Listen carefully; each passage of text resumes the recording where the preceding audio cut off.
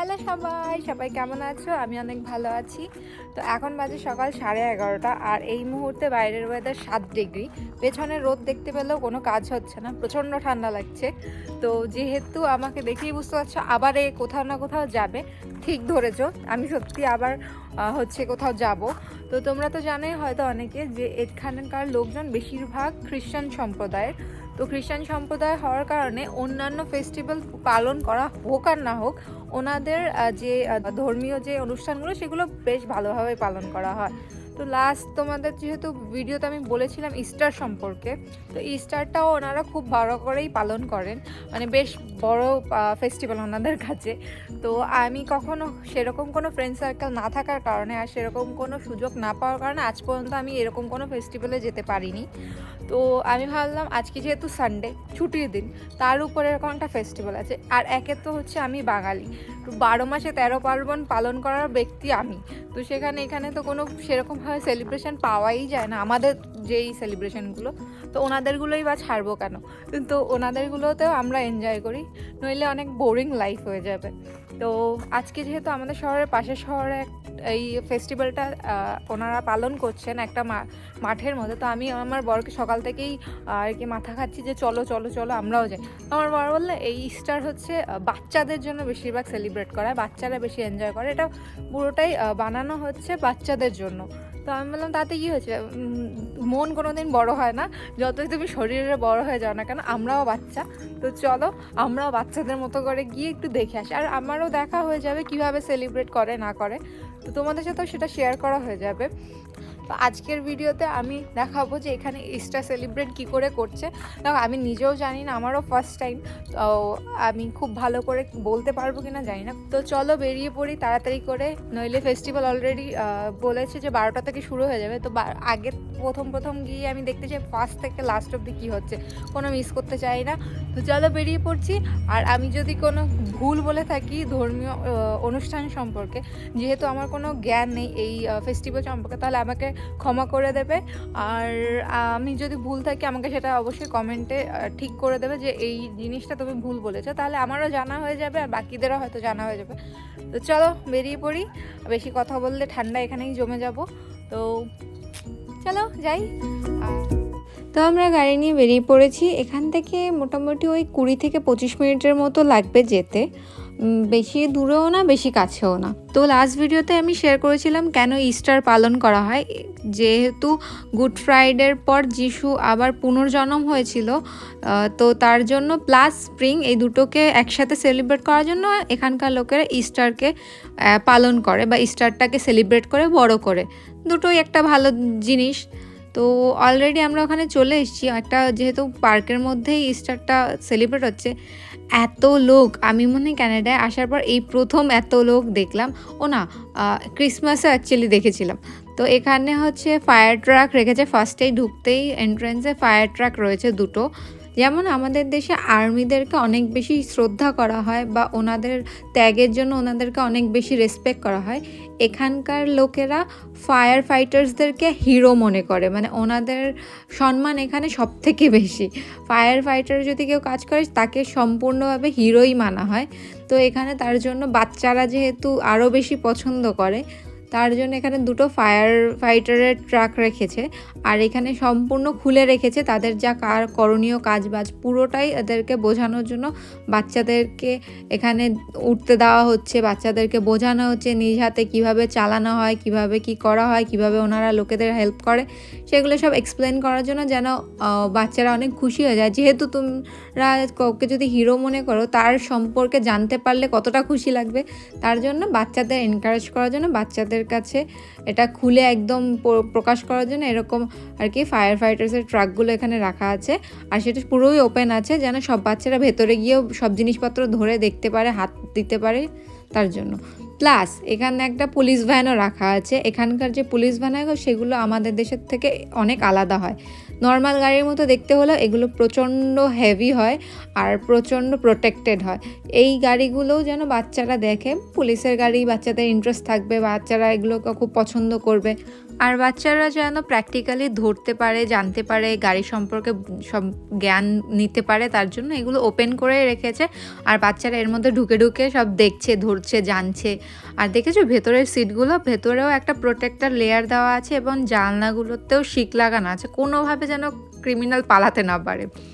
তো আর এছাড়াও রয়েছে বাচ্চাদের জন্য বিভিন্ন অ্যাক্টিভিটি, মানে এত অ্যাক্টিভিটি বাচ্চাদের জন্য রাখা রয়েছে এখানে। সম্পূর্ণ এটা এই শহরের সবাই মিলে এটা অর্গানাইজ করেছে। বিভিন্ন শহর থেকে লোকেরা এসছেন নিজেদের বাচ্চাদের নিয়ে, যেহেতু আমি নিজেই বাচ্চা তাই আমি নিজেও গেছি।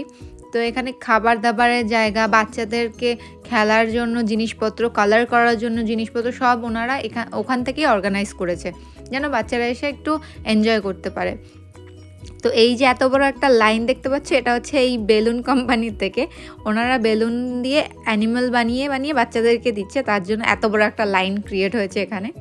প্লাস আমি আরও একটু ঘুরে ঘুরে দেখছিলাম আর কি কি রয়েছে না রয়েছে। তো এত লোক দেখে আমি সত্যি অনেক খুশি। আমি না লোকজন দেখলে অনেক বেশি খুশি হয়ে যাই। আমি আবার একা একা বেশিক্ষণ থাকতে পারি না, তো এখানে আসার পর কিছু করা থাকে না, অত লোকেদের সাথে মেশা হয়নি, তাই খুব ভালো লাগছে আজকে। তো এখানে এসে দেখি এই গেম তো আমরাও ছোটোবেলায় খেলেছি, সেই বস্তার মধ্যে লাফিয়ে লাফিয়ে ফিনিশ লাইন অবধি যেতে হয়। তো এখানে দেখলাম যে গেম প্রায় অনেক কিছুই আমাদের মতোই গেম খেলে এখানে। প্লাস এটা হচ্ছে তোমার একটা ক্যারেট থ্রো গেম, যেটা হচ্ছে তোমাকে ক্যারেটগুলোকে ওখানে 3টে বাকেট রাখা আছে, তার মধ্যে থ্রো করে করে জমা করতে হয়। যতগুলো ক্যারেট হবে সবগুলোই তোমার। আর যতগুলো এরকম স্টল দিয়েছে সবগুলোতেই প্রায় বাচ্চাদের জন্য ফ্রি স্টাফ রাখা রয়েছে। বাচ্চারা যাবে, লাইন দিয়ে খেলবে বা পার্টিসিপেট করবে, তাহলে ওরা গিফট দেবে খাওয়ার জন্য। আর এদিকে বস্তা দৌড় শুরু হয়ে গেছে। আর আমার ছোটোবেলার কতবার পড়ে যাওয়ার কথা মনে পড়ে গেছে, কতবার যে পড়ে গেছি, মুখ ছুলে গেছে, নাক ফেটে গেছে, কত যে কাহিনী। আরও কিছু বাচ্চাদের অ্যাক্টিভিটি ছিল, যেমন ধরো ওই বালির প্যাকেট ছুঁড়ে মারা, ছোটো ছোটো বালির প্যাকেট বানানো আছে, ওগুলোকে এই টেবিলের মধ্যে একটা গোল করে গর্ত করা আছে, তার মধ্যে ছুঁড়ে ছুঁড়ে মারতে হবে। প্লাস রিং থ্রো করা। আর ছিল ওখানে একটা লাইন ছিল, এই যে এই লাইনটা, এটা হচ্ছে তোমার একটা বোর্ড আছে যেখানে হচ্ছে কুড়োল ছুঁড়ে ছুঁড়ে মারতে হবে, আর ওগুলো গিয়ে স্টাক করে যাবে, যে কটা তোমার হবে। ওই ডটের মতোই কিছুটা গেমটা, ডট বোর্ডে ডট থ্রো করতে, আর এখানে হচ্ছে কুড়োল টাইপের কিছু একটা আছে যেটা থ্রো করছে, প্লাস্টিকের, সেফ আছে, নইলে লোকজন এখানে বসতো না। তারপর আমি গেছিলাম খাবারের সেকশনে। কিছু খাবারের দোকানপত্রও এসছে, কিন্তু প্রত্যেকটা খাবারই হচ্ছে এখানকার খাবার অনুযায়ী কন্টিনেন্টাল, মানে সবগুলোতেই বিফ, পর্ক রয়েছে, হটডগ রয়েছে, বার্গার রয়েছে, তারপর ওদের স্যালাড রয়েছে। তো কোনোটাই আমার আর কি খাওয়ার মতো না, কারণ আমি কোনো রেডমিট খাই না। কয়েকটা ইন্ডিয়ান রেস্টুরেন্ট রয়েছে যেখানে খাবার আমাদের দেশের মতো একদম টেস্ট না করলেও ওই আর কি চলে যায়, তো মন মারার জন্য আর আমি খুব একটা খাই না, রেয়ারলি খাই। আর এখানে দিয়েছে হচ্ছে একটা ফার্মার মার্কেট, যেটা আমাদের শহর আছে সেটা না, এখানকার যেই ফার্মার মার্কেটটা তাদের হচ্ছে এই দোকানটা, তারা ওনারা কাঁচা সবজি বিক্রি করছেন। আরও ছোট বড় যারা হচ্ছে খাবারের বিজনেস করেন তারা নিজেদের খাবার দাবার এখানে নিয়ে এসছে একটু বিক্রি করার জন্য, নিজেদের ছোট ছোট স্টল দিয়ে রেখেছে। এখানে আর একটা হচ্ছে ফেমাস মেক্সিকান খাবার আছে, যেটা হচ্ছে আমাদের দেশে শর্মার মতো খেতে অনেকটা, তো এইটা হচ্ছে তাদের দোকান, মেক্সিকান দোকান এটা। আর এখানে একজন পিৎজা বিক্রি করছেন। তো আমি তো কোনো কিছুই খেতে পারবো না, কারণ প্রায় সব কিছুতেই রেডমিট রয়েছে, তো আমি তার জন্য ওইদিকে চলে গেছি আবার।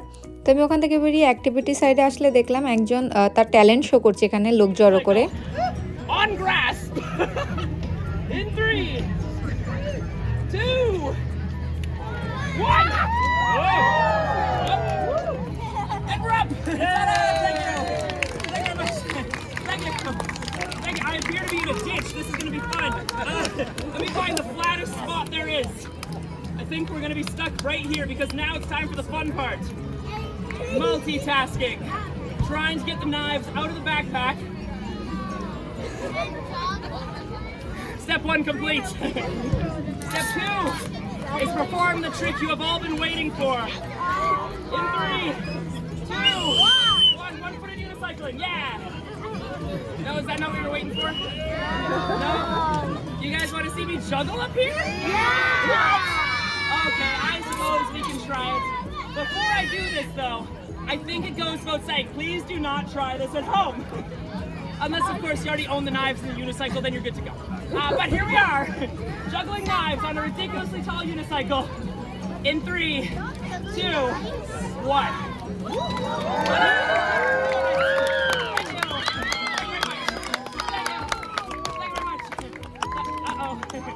Oh no. I sense you all have the same question. How does he get down? That's what you guys have to help me. You ready? Catch! No?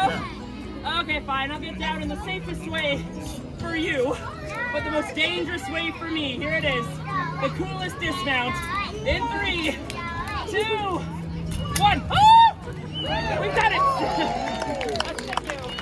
Again, my name is Evan the Juggler. I hope you guys all enjoyed the show. I will be here all day. So, thank you so much for watching. Have a happy Easter at the Enderby Easter celebration event. It's a blast. Thank you!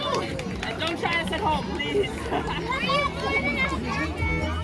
তারপর একজন মহিলা এখানে আবার র্যাবেট সেজে এসে সব বাচ্চাদের সাথে হাই ফাই দিচ্ছিল, ছবি তুলছিল। আমার ইচ্ছে ছিল যে গিয়ে একটু ছবি তুলে আসি, কিন্তু খুব অদ্ভুত লাগতো যদি এত ছোট ছোট বাচ্চাদের মধ্যে আমি একটা বড় মানুষ গিয়ে ছবি তুলি, তাই আর লজ্জার ঠেলায় আর যেতে পারিনি। তো উনি অনেক ফান করছিল ওখানে বাচ্চাদের সাথে। তো যেহেতু এটা খোলা মাঠের মধ্যে একটা পার্কের মধ্যে অনুষ্ঠানটা অর্গানাইজ করেছে, তো তোমাদের মনে প্রশ্ন আসতেই পারে এদের মধ্যে কারো যদি বাথরুম পায় তারা কোথায় যাবে। তাদের জন্য এই সুব্যবস্থা করে রেখেছে যারা অর্গানাইজ করেছে, অর্গানাইজাররা এখানে পোর্টেবল বাথরুম এনে রেখে দিয়েছে। তো এগুলো হচ্ছে পোর্টেবল বাথরুম, যেখানে সেখানে সেট আপ করা যায়, তো এইগুলোতে ইউজ করবে। তারপর আমি কিছুক্ষণ মাঠের মধ্যে বসে রোদের মধ্যে একটুখানি ল্যাদ খেয়ে তারপর ভাবলাম যে এখানে আর বসে থেকে কোনো লাভ নেই, চলো এখান থেকে বেরিয়ে পড়ি। আর বাচ্চারাই খেলছে, ওর জন্য ওদেরই এই প্রোগ্রামটা, তাই ওদের ভাল লাগছে। কিন্তু আমি তো আর এতটাও বাচ্চা না যে বসে বসে ওদের দেখে মজা নিতে পারবো। তো এখানে আমি একটু বোর হয়ে যাওয়ার কারণে ভাবলাম এখান থেকে বেরিয়ে অন্য কোথাও যাই, যেহেতু হাতে অনেকখানি টাইম আছে। তার জন্য আমরা এখানে দেখলাম সার্চ করে, এই শহরে তো আর সবসময় আসা হয় না ঘুরতে, আশেপাশে কি রয়েছে। তো দেখলাম একটা কাছাকাছি একটা বিচ রয়েছে যেখানে যেতে পারি। তো বিচটার সামনে থেকে যখন যাচ্ছিলাম দেখলাম এখানে একটা ফার্ম রয়েছে। তো এই ফার্মটা হচ্ছে গরু আর মোষের ফার্ম। দেখো এতদিন পর এত গরু দেখে আমি সত্যিই খুব খুশি। আমি লাস্ট মনে হয় 8-9 মাসে কোনো গরু দেখিনি, তো এই প্রথম এতগুলো গরু এখানে দেখতে পেলাম। আমি জানতাম না যে এখানে একটা ফার্ম আছে, আর এখানে যে মোষ আর গরু দুটোই রাখা আছে সেটাও জানতাম না। তো এতদিন পর দেখে একটু গ্রাম ফিল নিচ্ছিলাম, মনে হচ্ছিল গ্রামের বাড়িতে চলে এসেছি। গ্রামের বাড়িতে গেলেই সাধারণত এইসব দেখা যায়। তো এখানে সব হাইব্রিড গরু মোষ, যাই হোক এত হাইব্রিডও দেখা যায় না। আর এখানে কোনটা হাইব্রিড আর কোনটা লোকাল সেটা আমি দেখেও বুঝতে পারবো না। তো আমরা আমাদের গন্তব্যস্থানে চলে এসেছি। বলছে তো এখানে একটা পার্কও আছে, রিজনাল পার্ক। তো গিয়ে ভেতরে গিয়ে দেখি এখানে আসি তো নি, প্রচণ্ড জনশূন্যহীন লাগছিল, চারিদিকে ধুধু করছিল। একে তো কোনো লোক নেই, তার উপর কোনো পাতা নেই, মনে হচ্ছিল কোনো একটা সেটে চলে এসেছি, ভূতেরও একটা সেটে। তো যাই হোক আগে গিয়ে দেখি কি হয় না হয়। তো আগে গিয়ে আমি দেখতে পেলাম যে ছোটোখাটো একটা লেক বা খালের মতো বয়ে যাচ্ছে। তো সেটা হচ্ছে এই প্রথম আমি কোনো স্যান্ড বালিওয়ালা বিচে এসেছি। এখানে আসার পর সব বিচেই সাধারণত পাথর বা কংক্রিট থাকে, বাট এখানে হচ্ছে সব বালুওয়ালা বিচ। আর এখানে এসে দেখছি আরও 2জন লোক এসেছে, 2জন লোক বলবো না, একজন মহিলা আর তার হচ্ছে পোষ্য কুকুরটা। আর কুকুরটা বিশ্বাস করে এত ভালো ট্রেন করা, উনি একটা লাঠি এনে বারবার উনি জলের মধ্যে ওটাকে ছুঁড়ে মারছিল, আর কুকুরটা বারবার গিয়ে সাঁতরে লাঠিটা নিয়ে এসে আবার ওর মালিকের কাছে দিচ্ছিল। এত ভালো লাগছিল ওদের দুজনকে দেখে। তো তোমরা তো জানোই আমি বাইরে এসে কিছুই খাবার খাই না, তাই বাড়ি থেকে সবসময় খাবার প্যাক করে নিয়ে আসি। তো আজকেও খাবার নিয়ে এসেছি, বাট লাঞ্চ বক্স লেখা থাকলেও এর মধ্যে লাঞ্চ নেই, জাস্ট টুকটাক একটুখানি খাবার। আর এটা হচ্ছে আমার জলের বোতল, আমি জল ছাড়া বাঁচতে পারি না একদম। আর হচ্ছে ওর কফির বোতল, ওর বোতল আলাদা আমার বোতল আলাদা, কেউ কারোর বোতল খাবে না। তো আমি নিয়ে এসেছিলাম ব্যাগের মতো ভরে একটু ফল আর একটু চিপস। তো বাইরে আসলে আমার খুব খিদে পেয়ে যায়, আমি জানি না কেন, একে তো বাইরে খাবার খেতে পারি না, তার উপর খিদে পায়, তাই বাড়ি থেকেই প্রত্যেকবার একদম নিয়ে আসি। তো ফেস্টিভ্যাল থেকে বেরিয়ে ভেবেছিলাম রোদ থাকবে, রোদটা কোথায় গায়েব হয়ে গেল জানি না। এই ঠান্ডার মধ্যে বসে বেশিক্ষণ টিকতেও পারবো না, তো খেয়ে দিয়ে তাড়াতাড়ি করে গাড়ি করে আমি বাড়ি ফিরবো। তো অলরেডি গাড়িতে আমি চলেও এসেছি, কারণ অনেক ঠান্ডা ছিল, যতটা ঠান্ডা মনে হয়েছিল তার থেকে অনেক বেশি। ভেবেছিলাম যে একটু রোদ হবে, বাট রোদটা কোথায় গায়েব হয়ে গেছে আমরা খুঁজে পাচ্ছিলাম না। তো যাই হোক, এই ছিল আজকে ইস্টার ফেস্টিভ্যাল আর আমার একটুখানি বাইরে আউটিং। তো তোমাদের এই ভিডিওটা কেমন লাগলো সেটা আমাকে অবশ্যই জানিও। তো দেখা হবে কালকে একটা নতুন ভিডিওতে, ততক্ষণের জন্য সবাইকে টাটা।